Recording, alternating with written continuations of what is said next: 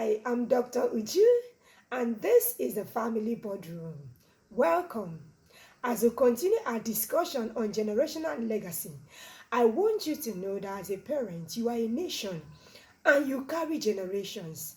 Your generations can either be blessed or cursed by the choices you make. Today's episode tells the story of a family that was rescued from national disaster. They had angelic visitation to ensure that they were not part of the destruction. Yet their children made choices that produced generations that were doomed. Genesis chapter 19 tells the story of Sodom and Gomorrah and how they were destroyed. Lot and his family were rescued, even though Lot lost his wife along the way because she disobeyed divine instructions and looked back and became a pillar of salt. Lot escaped with his children to the cave and dwelt there.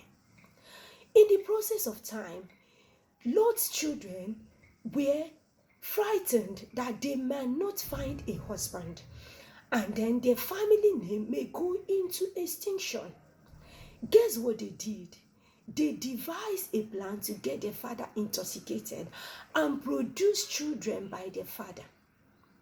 Genesis chapter 19 from verse 31 to 35. And the firstborn said to the younger one, "Look, our father is old, and there's no man on earth to come into us, as is the custom of all the earth. Come, let's get our father drunk and lay with him and preserve the lineage of our father." So they got their father drunk with wine, and the elder went and lay with their father. And their father did not know when she lay down and when she rose up. And it came to pass the next day, they got their father drunk with wine again. And the younger went and lay with their father. And their father did not know when she lay down and when she rose up. Thus, the two daughters of Lot were pregnant for their father. But why would children raised by godly parents make such choices? They watched their father Lot and his uncle Abraham walk closely with the Lord, serving the Lord, obeying his commandments. God appeared to Abraham in instances when Lot was still with him and gave him specific instructions, to the extent that angels visited their home the day before Sodom and Gomorrah were destroyed and passed the night in their home. So these children experienced supernatural visitations. Yet they didn't think to themselves, the same God that sent his angels to save our family from national disaster is able to send his angels to order the footsteps of our husbands to us. These children were not wayward. They were well-groomed girls, chaste and morally pure. The Bible said that they were virgins. So Lot and his wife groomed their children very well and made sure they were morally upright. But they failed to teach their children the ways of the Lord and to teach them how to walk with the Lord. So when the girls found themselves in a difficult situations, they didn't know how to trust God. They didn't even pray. So you as a parent, it is your responsibility to pass down your faith and your convictions to your children. Nobody will do it for you. The same way you groom your boys and girls on personal hygiene, how to have good behavior, how to talk well, how to pronounce words correctly. You teach them their schoolwork, how to read, how to solve their arithmetic.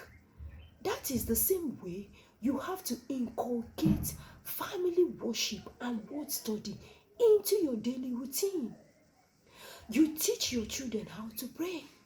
Teach your children how to trust God in difficult situations. Teach your children how to make choices that honor the Lord and have long-term positive effects. Teach your children how to choose who to marry. Don't leave them to their discretion when it comes to choosing a life partner. Guide their decision and guide them wisely. Else, your family spiritual heritage may go into extinction. your family good name and godly reputation may become corrupted by your own children. God forbid.